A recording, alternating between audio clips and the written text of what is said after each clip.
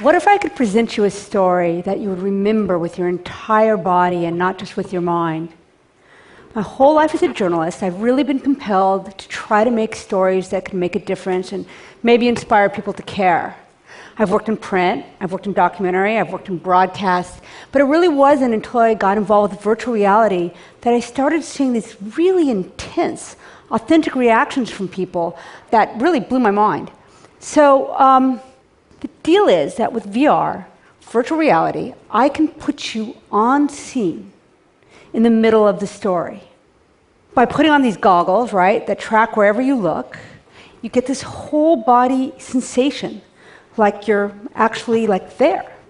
So 5 years ago is about when I really began to push the envelope with using virtual reality and journalism together. And I wanted to do a piece about hunger. Families in America are going hungry, food banks are overwhelmed, and they're often running out of food. Now, I knew I couldn't make people feel hungry, but maybe I could figure out a way to get them to feel something physical.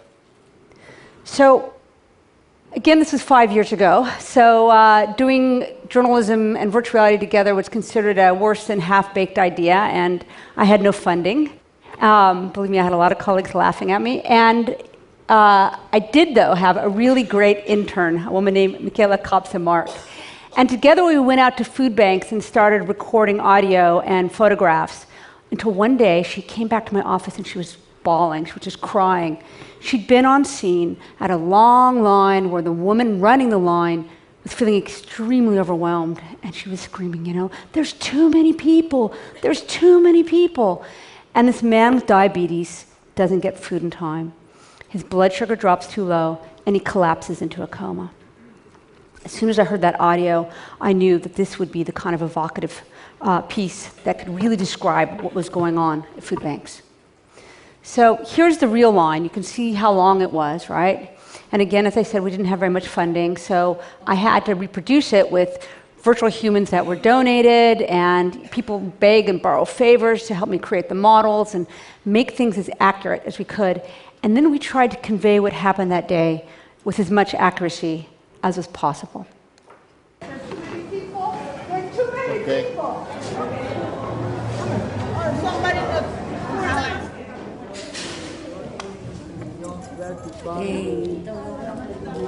Okay, he's having a seizure. Okay.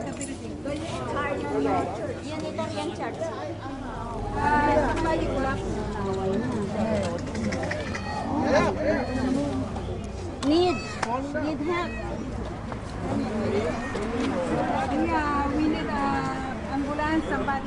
So the man on the right, for him, he's walking around the body, right? For him, he's in the room with that body. Like that guy is at his feet. And even though with his peripheral vision, he can see that he's in this lab space, right? He should be able to see that he's not actually on the street. But he feels like he's there with those people. Very cautious not to step on this guy who isn't really there, right?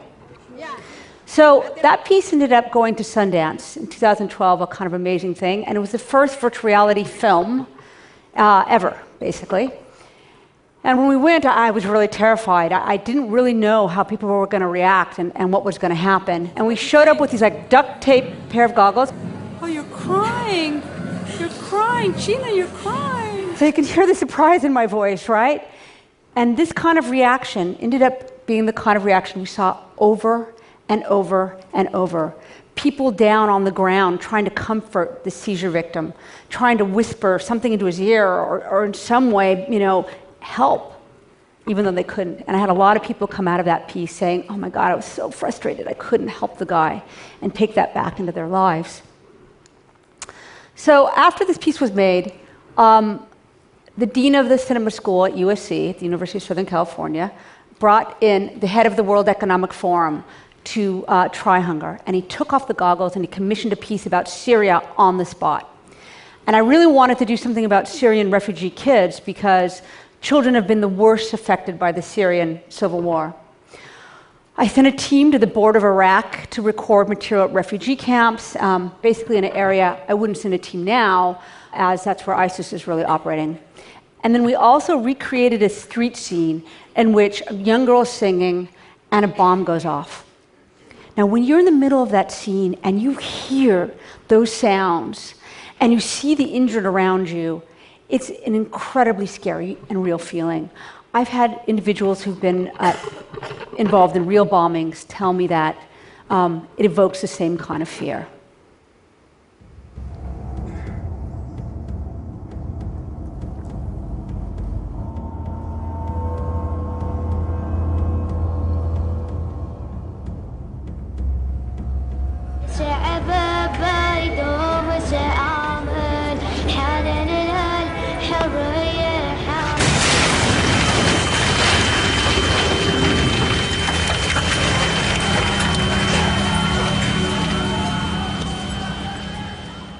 We were then invited to take the piece to the Victoria and Albert Museum in London. And it wasn't advertised, and we were put in this tapestry room. There was no press about it, so anybody who happened to walk into the museum to visit it that day would see us with these crazy lights. You know, maybe they wanted to see the old storytelling of the tapestries, and they were confronted by our virtual reality cameras. But a lot of people tried it, and over a 5-day run, we ended up with 54 pages of guest book comments. And we were told by the curators there that they'd never seen such an outpouring. Things like, it's so real, absolutely believable, or, of course, the one that I was excited about, a real feeling as if you were in the middle of something that you normally see on TV news. So, it works, right? This stuff works. And it doesn't really matter where you're from or what age you are, it's really evocative. Now, don't get me wrong, I'm not saying that when you're in a piece, you forget that you're here. But it turns out we can feel like we're two places at once. We can have what I call this duality of presence. And I think that's what allows me to tap into these feelings of empathy, right?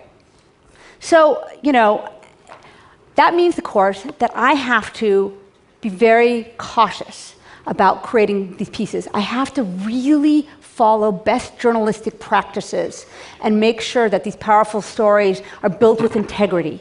If we don't capture the material ourselves, we have to be extremely exacting about figuring out the provenance and where did this stuff come from and is it authentic. Let me give you an example. With this Trayvon Martin case, this is a kid who was 17 years old, and he bought the soda and a candy at a store, and on his way home, he was tracked by a neighborhood watchman named George Zimmerman, who ended up shooting and killing him. To make that piece, we got the architectural drawings of the entire complex, and we rebuilt the entire scene inside and out based on those drawings. All of the action is informed by the real 911 recorded calls to the police. And interestingly, we broke some news with this story. The forensic house that did the audio reconstruction, Primo Productions, they say that they would testify that George Zimmerman, when he got out of the car, he cocked his gun before he went to give chase to Martin.